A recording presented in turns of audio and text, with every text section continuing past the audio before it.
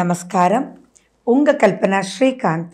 ரிஷப ராசி மற்றும் ரிஷப லக்ன அன்பர்களுக்கு 2024 எப்படி இருந்துச்சுன்னு நான் சொல்ல போகிறேன். 2025 உங்களுக்கு எப்படி இருக்க போகுது அப்படின்றதும் நான் உங்களுக்கு சொல்ல போகிறேன் இந்த பதிவில். நம்ம டிசம்பர் மாதத்துக்கு வந்தாச்சு. இனி பெரிய பெரிய மாற்றங்கள் எப்பயுமே நம்ம எதிர்பார்க்குறது சகஜம்தான். இதில் நிறைய பேருக்கு என்ன புரியலன்னா, மேடம் ரிஷபராசிக்கு இவ்வளோ நல்லாயிருக்கும் அவ்வளோ நல்லாயிருக்கும்னு எல்லாரும் சொல்கிறீங்க. ஆனால் கடன் ஏறினது தான் மிச்சம். லோன் கட்டி முடியல, இஎம்ஐக்கு மேலே இஎம்ஐ, ஆசைப்பட்டு மாட்டிக்கிட்டோமே அப்படின்னு எத்தனை பேர் கேட்குறீங்க. அவங்களுக்கெல்லாம் தான் இந்த பதிவு. அதே மாதிரி ஞாபகம் வச்சுக்கோங்க, எப்பயுமே கிரகங்கள் எப்படி மாறினாலும் சுய ஜாதகம்தான் ஃபர்ஸ்ட் ரேங்க். அதுக்கு மார்க் போடணும் அப்படின்னா 60 to 70 மார்க் சுய ஜாதகம்.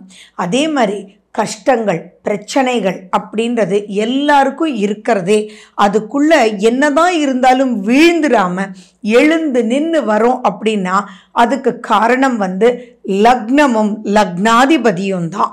அவங்க 2 பேரும் ஸ்ட்ராங்காக இருந்தாங்க அப்படின்னா கவலைப்பட வேண்டிய அவசியங்களே இல்லை. ஆனால் அவங்க வீக்காக இருந்தாங்கன்னா கூடாத கிரக அமைப்புகள் கோச்சாரத்தில் வரும்போது ரொம்பவே மாட்டிக்குவாங்க. ஸோ இப்போ நான் எதெல்லாம் சொல்கிறேனோ அதெல்லாம் நிச்சயமாக நிறைய பேருக்கு மோர் தென் 40 to 50% ஆஃப் தி பீப்புள் அதுக்குள்ளே சிக்கிட்டுருப்பீங்க. ஸோ அதிலெல்லாம் சிக்கிட்டு இருந்தீங்க அப்படின்னா இந்த பதிவு உங்களுக்காகத்தான். ஸோ நீங்கள் லாஸ்ட் வரைக்கும் பார்த்து அதுலேருந்து எப்படி மீளணும். அதே மாதிரி நான் எப்பயுமே சொல்கிற மாதிரி அஸ்ட்ராலஜி அப்படின்றது ஒரு வாக்கிங் ஸ்டிக். இதில் குழி இருக்குது அப்படின்றது அந்த ஸ்டிக்கை வைக்கும்போது தெரியும். அப்போ வழித்தடத்தை மாற்றி போவோம் இல்லையா?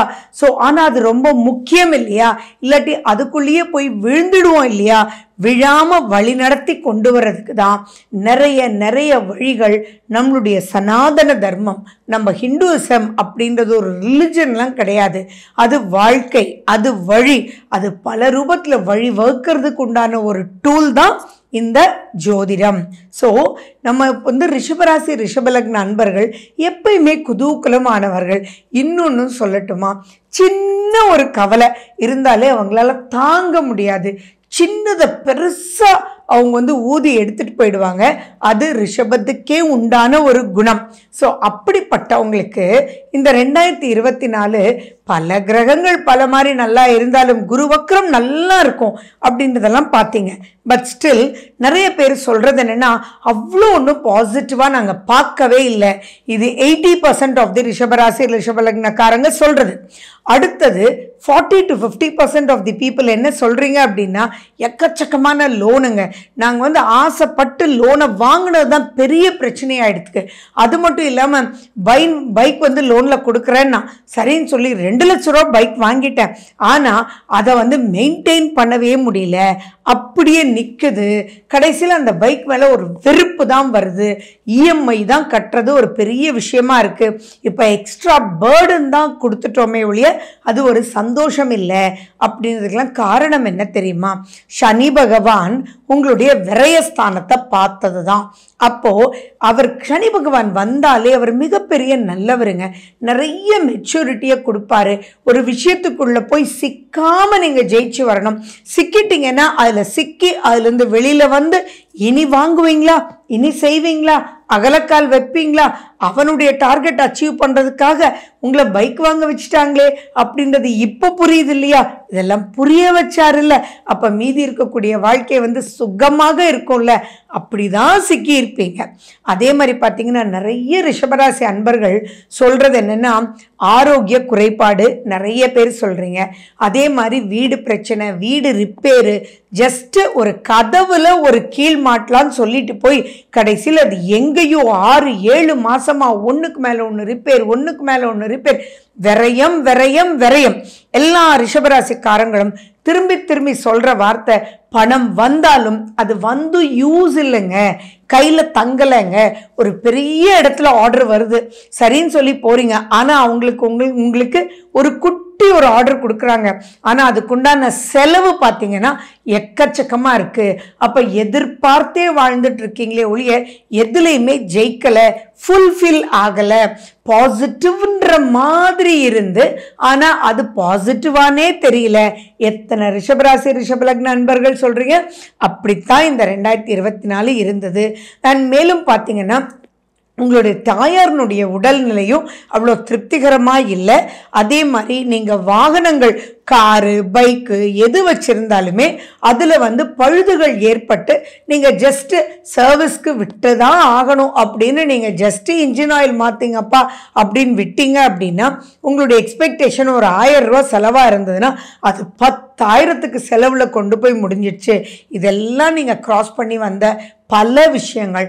அதே மாதிரி உங்களுடைய 7ஆம் வீட்டை சனி பகவான் அவருடைய 10ஆம் பார்வையாக பார்க்கறதுனால உங்களுக்கும் உங்களுடைய ஃபேமிலி மெம்பர்ஸ்க்கும், உங்களுக்கும் உங்களுடைய ஒய்ஃப்னா கணவர், கணவர்னா wife, that is husband wife ரிலேஷன்ஷிப்லேயுமே ஒரு பெரிய பரஸ்பரம் இல்லை, என்னமோ போல இருக்குது, ஒரு திருப்தி இல்லை, நம்ம பண்ணுறோமா பண்ணலையா, இதுக்கு சும்மாவே இருந்துட்டாலே பரவாயில்ல அப்படின்றதெல்லாம் நிறைய பேர் சொல்லிகிட்டே இருக்கீங்க. அதிலிருந்தெல்லாம் 2025 விடுபடுமா இல்லை இன்னும் இப்படித்தான் இருக்குமா அப்படின்னா 2024 நீங்கள் ஒரு டேப்லர் ஃபார்ம் போடும்போது அவ்வளவு திருப்தி இல்லை, நிறைய பேருக்கு ப்ராப்ளம் இல்லைன்னா கூட சக்ஸஸ் இல்லை அப்படின்றத சொல்கிறீங்க இல்லையா? அதெல்லாம் மாறிடுங்க. நிஜம். ஏன் எப்படி மாறும் அப்படின்னு கேட்டிங்கன்னா பல விஷயங்கள் நான் உங்களுக்கு சொல்லலாம். அதுவும் மே மாதத்துக்கு அப்புறம் பார்த்தீங்கன்னா சம்திங் எக்ஸ்ட்ராடினரி அப்லிஃப்ட்மெண்ட் நீங்கள் பார்க்கத்தான் போகிறீங்க. அதுக்கு நீங்கள் என்ன பண்ணணும்? ஃபஸ்ட் உங்கள் ஜாதகத்தில் இருக்கக்கூடிய திசா புத்தியை பாருங்க. அந்த திசா புத்தி சூப்பராக இருந்தது அப்படின்னா 60க்கு நீங்கள் ஒரு 40 மார்க் போட்டுக்கோங்க. இங்கே நம்ம 60னா மிச்சம் 40 இருக்கா, அந்த 40க்கு 35 மார்க் போட்டுக்கோங்களேன். அப்போது உங்களுக்கு எவ்வளோ மார்க் ஆகிடுது? டிஸ்டிங்ஷனில் பாஸ் ஆகிட்டீங்க இல்லையா? அப்படித்தான் இந்த 2025 இருக்கும். என்னென்ன அப்படி ஜெயிக்க போகிறீங்க அப்படின்னு பார்த்தீங்கன்னா உங்களுக்கு குரு மாறிடுறார், சனி லாபஸ்தானத்துக்கு போயிடுறார், ராகு 10ஆம் வீட்டுக்கு வந்துடுறார். ஸோ இதெல்லாம் வச்சு ஜங்ஷனாக பார்த்தீங்கன்னா நிரந்தரமான வேலை உங்களுக்கு கண்டிப்பாக கிடைக்கும். ப்ரமோஷனல் ஆஸ்பெக்ட்ஸ் இருக்கும். அதே மாதிரி திருப்திகரமான ஜாலியான நிறைய ரிஷபராசி ரிஷபலக்ன அன்பர்கள் சொல்கிறது, மேடம் ப்ரமோஷன் வந்துச்சு ஆனால் ஏன் தான் வந்துச்சுன்னு இருக்கு, போதுண்டாப்பான் இருக்கு, அவன் கொடுக்குற ப்ராஜெக்ட் எல்லாம் செய்யவே முடியாது, பணம்ன்றதை கொஞ்சமாக இன்க்ரீஸ் பண்ணிவிட்டு ப்ரமோஷன் ஒரு பேரையும் கொடுத்துட்டு செய்ய முடியாததெல்லாம் கையில் கொடுத்து டீப்ரமோட் பண்ணுறதுக்கு என்ன வேலையோ அதே பண்ணிட்டு இருக்காங்க அப்படின்னு சொல்லக்கூடிய ரிஷபராசி அன்பர்களா? உங்களுக்கெல்லாம் பார்த்தீங்கன்னா இப்போ ஒரு பொன்னான காலமாக இருக்கும். அதாவது உங்களை டார்ச்சர் பண்ண மேல் அதிகாரிங்க அல்லது உங்களுடைய ஹெச்ஆர் யாரை வேணாலும் வச்சுக்கோங்களேன், பாஸ் என்ன பேர் வேணாலும் சொல்லிங்களேன், அவங்க மாறிடுவாங்க. உங்களுக்கு கம்ஃபர்டபுள் ஜோனில் நீங்கள் ஒர்க் பண்ண போகிறீங்க. அதே மாதிரி உங்களுக்கு ஒரு பயம் இருந்துகிட்டே இருக்கும். அந்த பயம் அப்படின்ற கான்செப்ட் எல்லாம் இனி போயிடும். உங்களுக்கு போய் நீங்கள் சார் இது நான் பண்ணணும் அப்படின்னா இந்த கம்ஃபர்ட் எல்லாம் வேணும் சார், இந்த சிஸ்டத்தை வச்சுட்டு என்னால் பண்ண முடியாது, அண்ட் இது எனக்கு ஒரு டீம் கொடுங்க, இதெல்லாம் எனக்கு ஹையர் பண்ணி கொடுக்கறதுக்கு எனக்கு பணம் கொடுங்க, அந்த ஹையர் பண்ணி நான் அதெல்லாம் வேலை வாங்கிட்டேன்னா தென் நான் சிங்க்ரனைஸ் பண்ணி கொடுத்துட்றேன் அப்படின்னும். அதே மாதிரி உங்களுக்கு யாராக இருந்தாலும் இன்றைக்கி சோஷியல் மீடியா இல்லாமல் இல்லை, க்ரியேட்டிவிட்டி ஃபீல்டு இல்லாமல் இல்லை. அப்போது நீங்கள் ஐடி சம்மந்தமாக இருக்கிறவங்களுக்கு நிறைய வளர்ச்சி, க்ரியேட்டிவிட்டி ரொம்ப ரொம்ப சூப்பராக இருக்கும். அதே மாதிரி ஐடியாஸ் பல ரூபத்தில் வரும். அண்ட் உங்களுக்கு புதனும் குருவும் விளையாடக்கூடிய வகையில் நிறைய சந்தோஷங்கள் உங்களை நினைச்சு உங்களுக்கும் மற்றவங்களால் உங்களுக்கும் ஏற்படக்கூடிய ஒரு அற்புதமான ஒரு காலகட்டம். ஸோ இனி வரக்கூடிய 2025 நீங்கள் வாவான்னு பல ரூபத்தில் நீங்கள் புல் பண்ணணும். அகெயின் நீங்கள் என்ன பார்த்துக்கணும்? இப்போ நடக்கிற திசா புத்தி அந்தரத்தை தயவு செஞ்சு நீங்கள் பார்த்துக்கணும். ஏன்னா ஃபேவரபிளான பீரியட் 2024 விட உங்களுக்கு சூப்பராக டபுள் ட்ரிபிள் மடங்கு 2025 கொடுக்க போகுதுன்னு சொல்லும்போது ஏன் நடக்கலைன்னு பார்த்துக்கிறது புத்திசாலித்தனம் இல்லையா? ஸோ அதுக்கு தான் திசா புத்தியும், அந்த திசை நடக்கக்கூடிய கிரகம் இருக்கிற இடம், அதனுடைய பவர்ஸ், இதை மட்டும் கால்குலேட் பண்ணி அதில் ஏதாவது சரியில்லை அப்படின்னா அதை இன்க்ரீஸ் பண்ணுறதுக்கு என்ன பண்ணணும், அதுக்குண்டான உணவுகள், அதுக்குண்டான யோகாசனங்கள், அதுக்குண்டான மந்திரங்கள், அதுக்குண்டான ஹோமங்கள், அதுக்குண்டான விளக்குகள், சிம்பிள் சிம்பிள் சிம்பிள் எளிய முறையில் பல விஷயங்கள் சொல்லி கொடுக்குது நம்மளுடைய ஹிந்துயிசம், அஸ்ட்ராலஜியில், ஆன்மீகத்தில். அதில் உங்களால் எதை முடியுமோ நீங்கள் பின்பற்றி சூப்பராக நீங்கள் ப்ரொசீட் பண்ணணும். ஏன்னா சனி பகவான் பல ரூபத்தில் உங்களுக்கு ப்ளஸ் பண்ணக்கூடிய ஒரு அமைப்பில் தான் சனி பகவான் வரார். அதே மாதிரி இது நெக்ஸ்ட் லெவலுக்கு பல மாற்றங்களை உங்களுக்கு கொடுத்து உங்கள் ஐடியாஸ்னாலேயே நீங்கள் ரொம்ப ரொம்ப மேலே வந்து அது குருனுடைய ஆசீர்வாதமும் பெற்று 2025 சொத்துக்கள் சேரும். எந்த சொத்தெல்லாம் உங்களுக்கு கையை விட்டு போச்சோ அங்கெல்லாம் உங்களுக்கு சொத்துக்கள் மறுபடியும் நீங்கள் வாங்கி அது நிரந்தரமாக உங்கள் குழந்தைகளுக்கு யூஸ் ஆகிற வகையில் திருப்திகரமான ஒரு அமைப்பில் இருக்கும். அண்ட் ஆரோக்கியம்ன்ற விஷயத்துலலாம் ரொம்ப பெருசாக கவலைப்பட வேண்டாம். நிறைய ரிஷபராசி அன்பர்கள் சொல்கிறது, மேடம் ரொம்ப உடம்பே கட்டி போட்ட மாதிரி இருக்குது, காலையில் எழுந்திரிச்சு வாக்கிங் போகணும்னு நினச்சிட்டே இருக்கோம் அப்படின்றவங்களுக்கெல்லாம் தட்டி எழுப்பி அதில் மாற்றங்கள் ஏற்பட்டு அந்த மாற்றத்தினால் முன்னேற்றம் 2025 வந்து சூப்பராக இருக்குது. ஸோ ஜொலிக்க போகிறீங்க அப்படின்றது 2025 ஃபர்ஸ்ட் வரக்கூடியது ரிஷபராசி அன்பர்கள்ன்றது மைண்டில் நீங்கள் வச்சுக்கணும். அதே மாதிரி பார்த்தீங்கன்னா நீங்கள் சில விஷயத்தில் கொஞ்சம் ஜாக்கிரதையாக இருக்கணும். அது எப்போன்னா ராகுவும் சனியும் சேர்ற காம்பினேஷன்ஸ் இருக்கு இல்லைங்களா, ஒரு 2 மாத காலங்கள். அந்த 2 மாத காலம் வந்து 2025 கொஞ்சம் எச்சரிக்கையாக இருக்கணும். ஏன்னா லாபஸ்தானம் இருள் கிரகங்களால் சூழப்பட போகுது. ஸோ அப்போது அந்த ராகு அப்படின்றவரும் சனியும் சேர்ந்திருக்கக்கூடிய காலகட்டத்தில் லாபகரமாக தோணினாலும் பல விஷயத்தில், ஏன்னா அப்போ வந்து ஜென்மகுரு தான் இருக்க போகிறார். ஸோ அந்த பீரியடில் அதுக்கு தான் நான் என்ன சொன்னேன், மே மாதத்துக்கு அப்புறம் ஜாக்பாட் அப்படின்றது நீங்கள் மைண்டில் வச்சுக்கோங்க. ஸோ எப்பயுமே இப்போ நம்ம ஒரு வண்டியே வாங்குகிறோம் அப்படின்னா அதில் இருக்கக்கூடிய ப்ளஸ் மைனஸ் எல்லாமே பார்த்து அதுக்கப்புறம் தானே வாங்குகிறோம்.